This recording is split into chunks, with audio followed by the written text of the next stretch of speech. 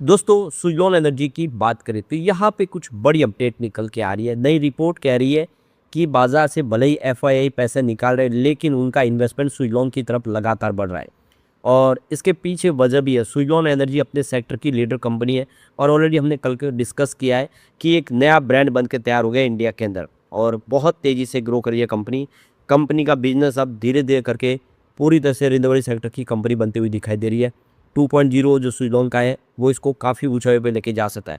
ऐसे में निवेशकों के लिए आगे की क्या संभावना है? स्टॉक 50 रुपीज़ के आसपास इस समय है, जो अपनी ऊपरी प्राइस 86 से काफ़ी नीचे है। तो क्या आने वाले इसमें उस लेवल के स्टॉक पहुंचने की संभावना है और एक्सपर्ट की क्या राय है, आगे की क्या संभावना, कुछ लेटेस्ट जो अपडेट है उनको एक एक करके डिस्कस करेंगे और जानेंगे सुजलॉन का फ्यूचर आगे का। लेकिन फ्रेंड्स उससे पहले अगर आप पहली बार हमारे चैनल पे आए तो चैनल को सब्सक्राइब कर दीजिए, एक बेल आइकॉन दबा दीजिए ताकि जब भी नया वीडियो बने पहला नोटिफिकेशन आपको मिले। वीडियो पसंद आए तो लाइक से जरूर कीजिए। चलो फ्रेंड्स वीडियो स्टार्ट करते हैं। मैं हूँ आपका दोस्त एसबी दवे और हमारे अपने चैनल ऑनलाइन कमाई में आपका बहुत बहुत स्वागत है।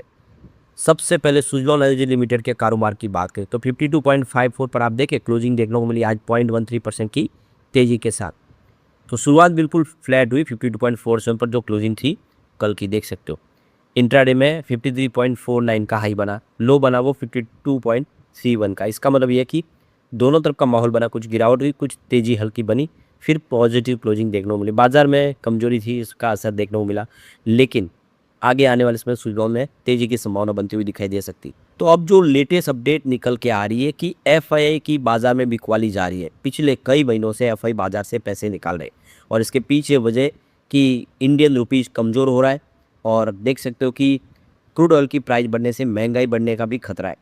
तो जो स्टेट ऑफ हॉर्मुज़ क्लोज है लगभग, उसमें आप देखें उस हिसाब से हमारी गैस और डीजल पेट्रोल वगैरह नहीं आ पा रहे, तो इसका असर देखने को मिला है निगेटिव।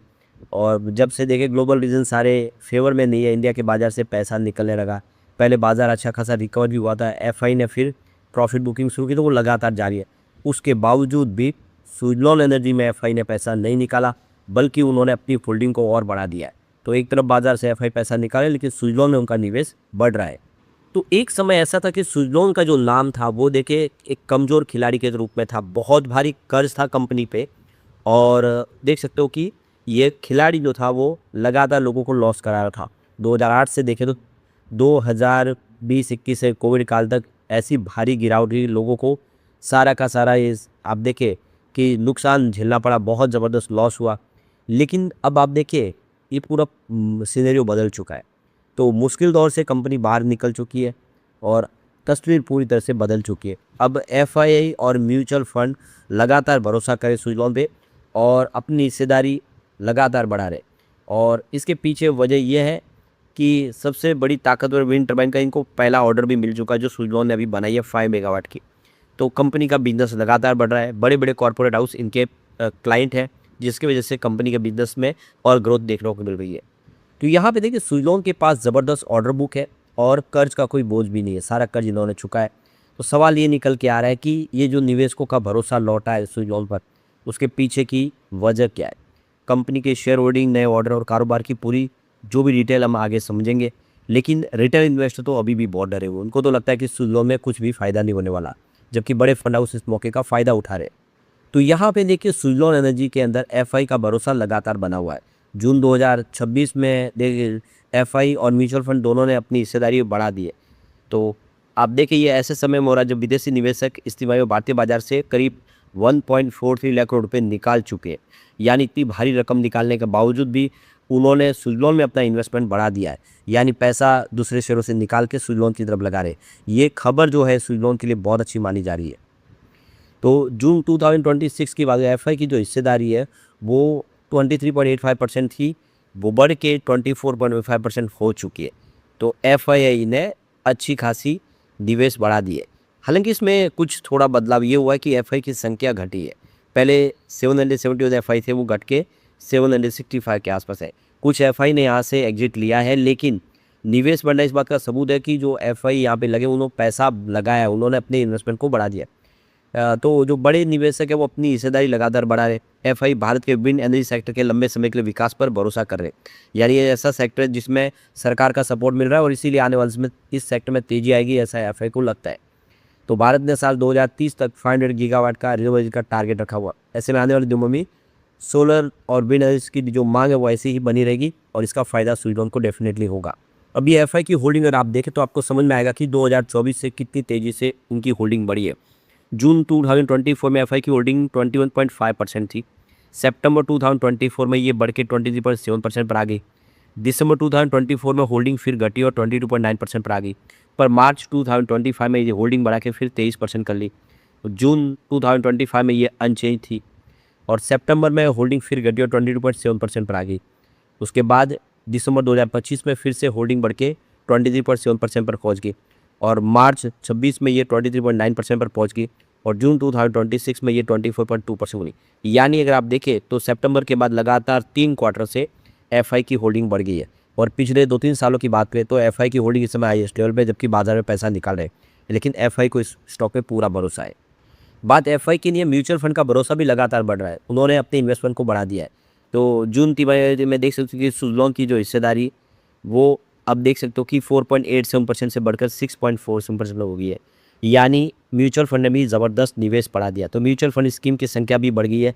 पहले 30 म्यूचुअल फंड थे, क्वार्टर 3 के दरमियान जो क्वार्टर 4 में 33 हो चुके हैं। तो कुछ म्यूचुअल फंड और नए आ गए और कुल संस्थागत निवेशक जो इंस्टीट्यूशनल इन्वेस्टर है उनकी हिस्सेदारी भी बड़ी हो गई। आप देखिए उनकी 33.03% की हिस्सेदारी थी क्वार्टर 3 में, जो क्वार्टर 4 में जून क्वार्टर में 35.27% हो गई। यानी एफआई, डीआई और म्यूचुअल फंड सब ने खरीदारी सुजलॉन में की हुई है। अगर हम म्यूचुअल फंड की बात करें, उन लोगों का भरोसा ज़बरदस्त बढ़ा। जून 2024 में उनकी 3.8% की होल्डिंग थी, सितंबर में 4.1% हो गई, दिसंबर में बढ़ के ये 4.4% हो गई, मार्च 2025 में घट के फिर 4.2% पर आ गई, लेकिन जून 2025 में सीधा 5.2% हो गई, सितंबर में फिर से घट के 4.9% हो गई, फिर दिसंबर 2025 में ये 4.8% हो गई, मार्च 2026 में बढ़ के 4.9% पर पहुंच गई। इस समय जून 2026 में हाईएस्ट लेवल पे 6.5% की होल्डिंग है। यानी अगर आप 24 से देखें तो लगातार आप देखें होल्डिंग बढ़ी है और यहाँ पे म्यूचुअल फंड ने ज़बरदस्त अपना निवेश बढ़ा दिया है।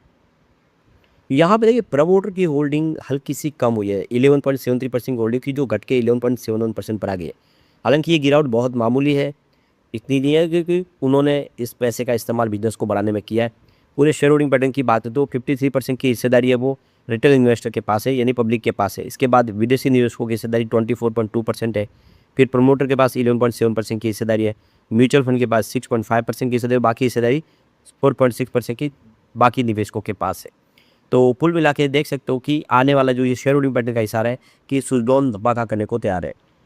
तो यहाँ पे देखिए सुजलॉन एनर्जी ने नई अपनी S175 मेगावाट की विंड टर्बाइन लॉन्च कर दिया, उसका पहला ऑर्डर भी इनको प्राप्त हो चुका है। इसके अलावा सनश्योर एनर्जी कंपनी ने 105 मेगावाट का इनको ऑर्डर दिया है। ये विंड टर्बाइन जो है भारत की सबसे ऊंची और सबसे ज़्यादा क्षमता वाली विंड टर्बाइन बताई जा रही है। यानी आज तक ऐसी विंड टर्बाइन नहीं बनी जो सुजलॉन ने बनाई, एक नया इतिहास रचा है। खास बात यह कि लॉन्च होने के सिर्फ 2 सप्ताह के अंदर इनको पहला ऑर्डर भी मिल गया है। पिछले 14 महीनों में सनश्योर एनर्जी ने सुजलॉन को तीसरी बार ऑर्डर दिया है। दोनों कंपनियों के बीच कुल जो सौदा है देख सकते हो ये 400.8 मेगावाट तक पहुंच चुका है और यहाँ तक कि टाटा पावर के साथ इन्होंने 1 गीगावाट तक का सौदा कर लिया। ये बड़ी बात है। तो सुजलॉन ने ये एक दिन में नहीं किया। देखिए इसकी जो शुरुआत 1995 में कुलसी तांती जी ने की थी और एक समय कंपनी दुनिया की विंड एनर्जी सेक्टर की बड़ी कंपनियों में गिनी जाती थी, लेकिन तेज़ी से कारोबार बढ़ाने में और कर्ज ज़्यादा लेने में और दुनिया में जो आर्थिक मंदी आई 2008 का जो भयंकर, उस भंवर जाल में फंस गई। कई साल तक सुजलॉन एनर्जी बहुत कमज़ोर रही, डूबने की कगार पर आई, लेकिन धीरे धीरे कंपनी ने अपना कर्ज कम किया और स्थिति बदली और आज फिर से एक मजबूत कंपनी बन चुकी है। अब सुजलॉन आने वाले में बहुत अच्छा करने की तैयारी है। लेकिन फ्रेंड्स, कोई भी इन्वेस्टमेंट करने से पहले अपने फाइनेंशियल एडवाइजर से एडवाइस ले लें या अपना खुद का रिसर्च करें, क्योंकि मैंने वीडियो आपके एजुकेशनल पर्पज़ के लिए ही बनाया। वीडियो पसंद आए तो लाइक से जरूर कीजिए और चैनल को सब्सक्राइब कर दीजिए। Thank you friends.